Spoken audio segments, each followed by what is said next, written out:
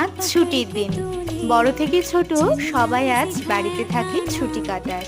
তাই আজকে সবার মন চায় একটু লাল লাল খাসির মাংস দিয়ে সাদা ভাত খেতে। তো আমিও কিন্তু দুপুরের ভোজটা করে বিকেলবেলা বেরিয়ে গেছি বাজারে যাওয়ার উদ্দেশ্যে। আজ 16ই জুন, ফাদার্স ডে।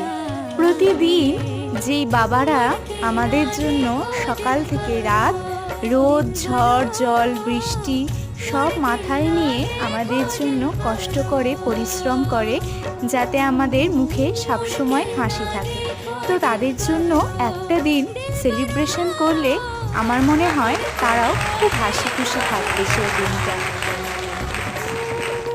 নিজের রোজগার দিয়েই বাবার জন্য আজকে একটা গিফট আমি কিনে এনেছি। আমার বাবা তো খুব খুশি। আর তোমরাও কেমন করে ফাদার্স ডে কাটালে অবশ্যই কমেন্টে জানিও।